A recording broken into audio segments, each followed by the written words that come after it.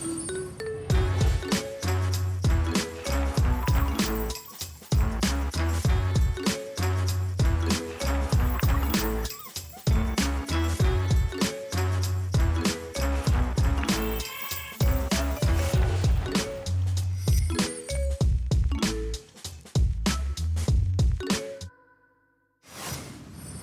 everyone, my name's Victoria Carthew and I'm so happy to be learning at home with you today. Coming up in English, we'll be looking at cohesive devices and linking ideas to improve writing. Then we'll be subtracting decimals involving tenths in maths, and we'll be continuing on with our last science lesson that looked at electrical circuits. So it's time to make sure you're sitting comfortably, you've got your thinking cap on, tied firmly under your chin. Let's get ready to learn. Today in English, let's look at how authors use cohesive devices to improve their writing and communicate their ideas with the audience. Authors use cohesive devices when writing any text, whether it's a novel, a feature article or an advertisement. Let's find out more. Hi everyone, I'm Rebecca. What are cohesive devices and why are they important? Cohesive devices are words and phrases that link ideas in a text. When sentences, ideas and details fit together, they help the reader follow along. Today, we are going to look at 3 examples of cohesive devices that you might see in print advertisements. We are going to learn how repetition of key phrases, replacing words with synonyms or words that have the same or similar meaning, and omitting or leaving out words build cohesion in a text. Repetition is used when an author repeats key ideas, words and phrases over and over again. Repetition lets the reader know an idea is important. A word of advice: don't use repetition too often. Replacing words with synonyms or words that mean the same helps the reader stay focused on the main ideas in the text without too much repetition. Omitting or leaving out carefully selected words tightens the language in the text as the author chooses to omit words that are not necessary. When omitting words, it's important to make sure that meaning is still clear.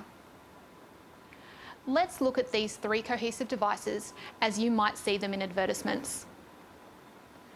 Repetition is a useful cohesive device, but we need to use it sparingly or it can make our writing boring. An example of repetition is seen in this advertisement for the BAM-WOW 2000. Do you have problems with pesky pests? Then you need the BAM-WOW 2000. Do you have problems with bothersome bugs? Then you need the BAM-WOW 2000. What has been repeated in this advertisement? Did you notice that the phrase, "Do you have problems with?" is repeated twice?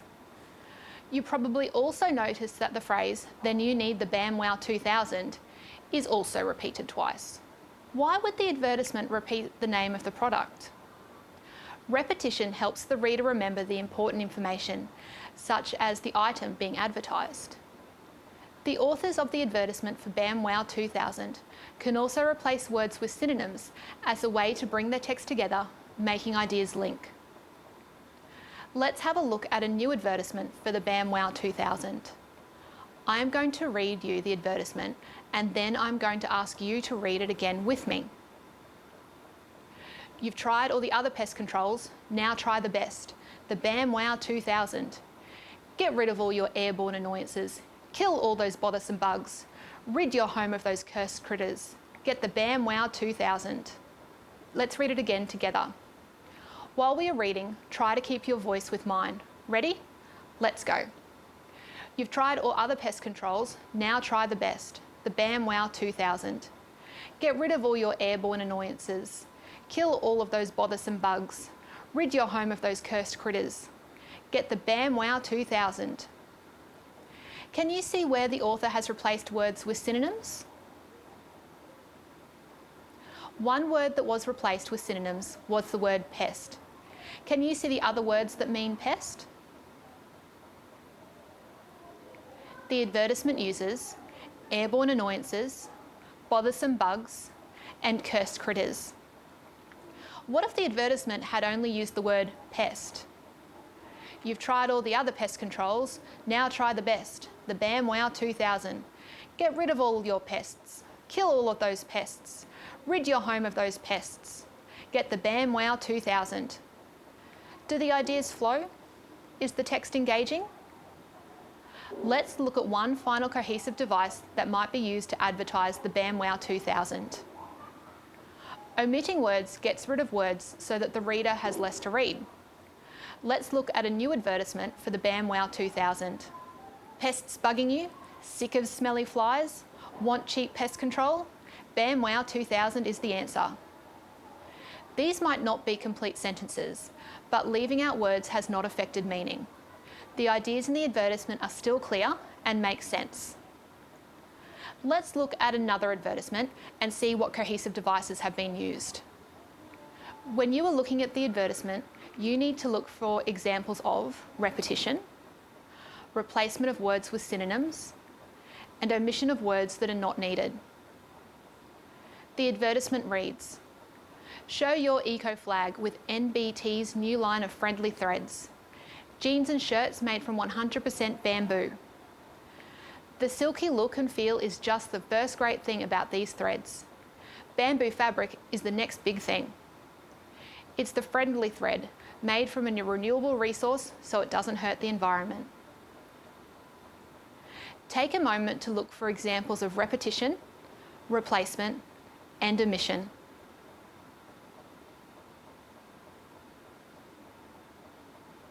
What did you notice has been repeated? We can see that the word friendly has been repeated. This repetition makes it clear to the reader that this is good for the environment. You may also see that the word threads has been repeated. This helps people know the product in the ad is clothing. When we think of replacing words with synonyms, you may have looked at the word thread. This is a replacement for the jeans and shirts.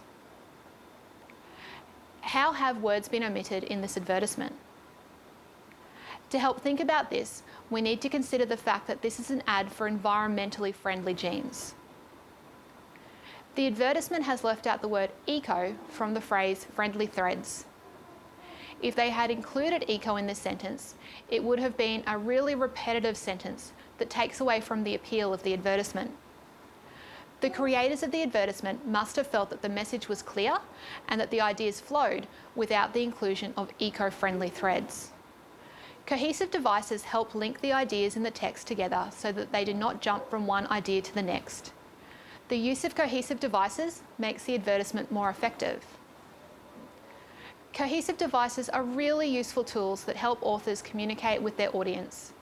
While you are looking through magazines, watching television, or if you see any billboards, see which cohesive devices you can identify. How do they make the advertisement more effective?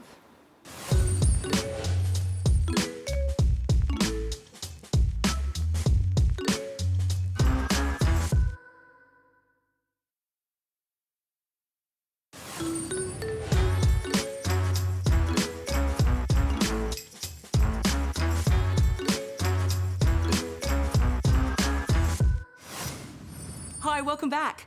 How much did you grow in the last year? How did your run today compare to your personal best? To answer these questions and more, we need to work with decimals. Let's check out how to use decimals to subtract tenths. Hi there, Annie again. It is great to see you. My son grows so fast. When he was 10 years old, he was 144.8 centimetres tall. He's now 11 and 151.3 centimetres tall. I wonder how much he's grown in the last year. To do this, we're going to look at how to use decimals to subtract tenths. Last time, we discovered that 10 tenths make a whole. We can also think of this the other way around. One whole is made up of 10 tenths. Let's take a look. This is an abacus showing tenths, ones, tens and hundreds. Let's start with 1 whole and 8 tenths. What number would we get if we subtracted 3 tenths? 1 tenth, 2 tenths, 3 tenths. It leaves 1 whole and 5 tenths. What number would we get if we took away 6 more tenths? Let's check. 1, 2, 3, 4, 5. I've run out of tenths on this wire. Let's change 1 whole into 10 tenths. Great. Okay, so where were we? We've taken away 5 of the 6 tenths, so we need to take away 1 more tenth. That makes 9 tenths left, or 0.9. Notice that because 1 whole is equal to 10 tenths, we could split the whole into 10 even parts and take some of them away. Let's try again. What if we started with 51.2, or 51 ones and 2 tenths? What happens if we subtract 5 tenths? What new number is created? 1, 2. Again, we have no more tenths. We will have to change one of the wholes into 10 tenths before we can keep going. We have already taken 2 tenths, so let's keep going. 3, 4, 5. So we are left with 50 ones and 7 tenths. Let's use a place value chart. Using a place value chart, let's have a look at the following expression. 7 tenths take 3 tenths. Place 7 tenths onto the place value chart.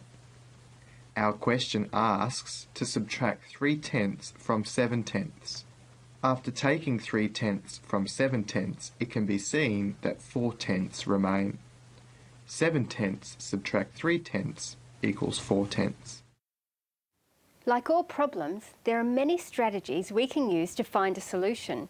Here are 2 more strategies. Using the jump strategy. The jump strategy requires us to choose a number from the expression and break it into its place value parts. In this expression, 33 and 5 tenths take 2 and 3 tenths. We're going to look at the 2 and 3 tenths. Let's partition this number into ones and tenths. 2 and 3 tenths equals 2 ones and 3 tenths. We will first subtract the 2 ones and then we will subtract the 3 tenths. Remember, we're going to begin by subtracting 2 ones from 33 and 5 tenths. So, let's start at 33 and 5 tenths on our number line. Now, count back 2 ones. 33 and 5 tenths subtract 2 whole equals 31 and 5 tenths. Now that we've subtracted the 2 ones, we need to subtract the 3 tenths. After subtracting the 2 ones, our starting point will now be 31 and 5 tenths. Subtract 3 tenths from our number. Our answer is now 31 and 2 tenths. 33 and 5 tenths subtract 2 and 3 tenths equals 31 and 2 tenths. The split strategy. This strategy requires us to look at both numbers in the expression and break them into their place value parts. Partition 38 and 2 tenths into 38 ones and 2 tenths. Partition 2 and 1 tenths into 2 ones and 1 tenth. We can now subtract 2 from 38 and then 1 tenth from 2 tenths. We will then add these 2 responses together. Let's have a closer look.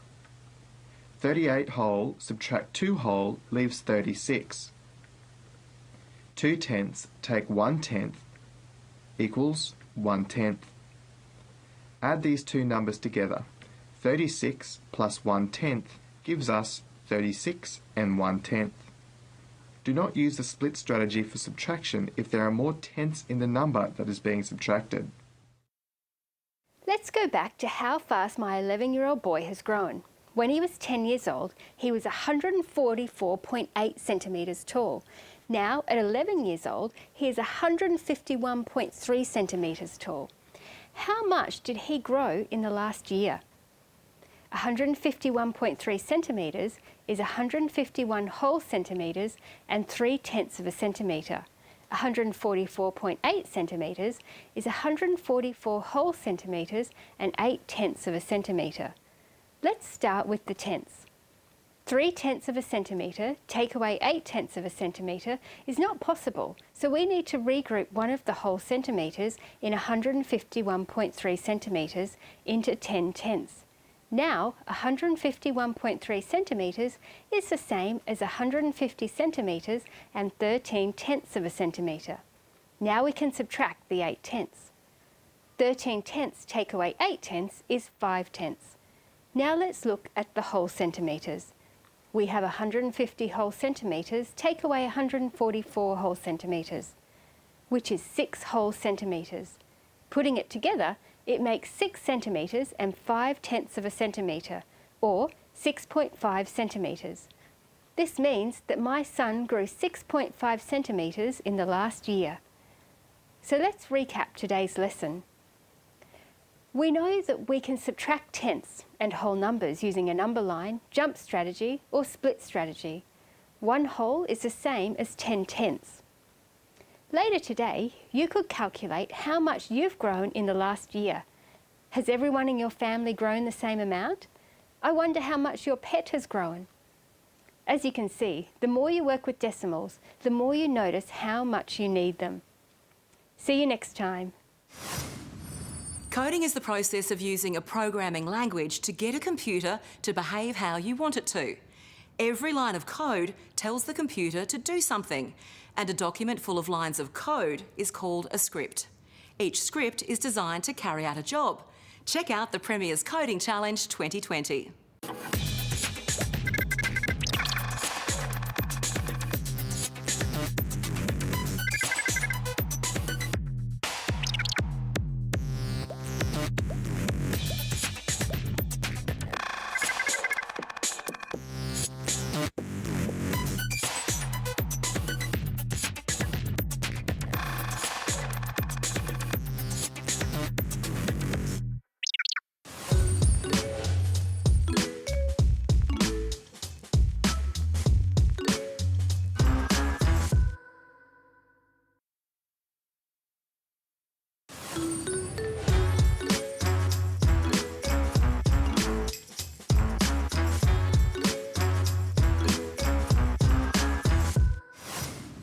You might remember that last time on Learning at Home TV, we had a science lesson that helped us understand how electricity flows around a simple circuit.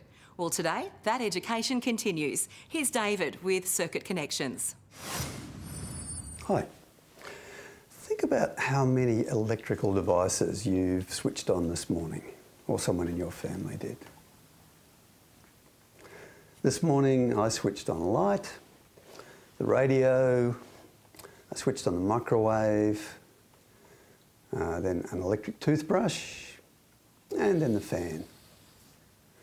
How do each of these devices work? Well, the answer is electrical circuits. Today we're going to represent circuits using circuit diagrams. Now, remember last time we explored a simple electric circuit? We've got some bits here. All devices or appliances powered by electricity have at least one electric circuit. So here you can see the components of a simple circuit. So there's a power source, and there's some wire, then there's a light bulb, and it goes back to the battery, and we can make it go. Or, if we don't want the light to stay on all the time, we can put a switch in. Now at the moment the circuit's broken, but when the switch is turned on, the electricity can flow through the circuit. So this circuit is called a complete circuit. So when the switch is turned off, the bulb turns off, as there's no longer electricity flowing through and the circuit's been broken. So this circuit is called an incomplete circuit. Now, electrical engineers are people who design and make electrical circuits, so they need to know how to represent them as circuit diagrams. These diagrams help to understand how circuits work, and so you can find any faults if one doesn't work anymore. Now, a circuit diagram uses universal symbols to show how the electrical components in the circuit are connected to each other. Circuit diagrams don't show the size or shape of the circuit, they just show how the components are connected to each other. So let's have a look at how we scientifically draw these components in a circuit. Here are simplified drawings of each component. There's a battery, there's some wire, a light, and a buzzer. Each drawing has a similar shape to the real component. Notice also how they're drawn using straight lines, no shading. The wire is just a straight line. Now let's practice identifying each part of a circuit diagram. The component at the top of this diagram is the light bulb. On the right there's a switch. At the bottom there's a battery. And on the left is just a piece of wire connecting it.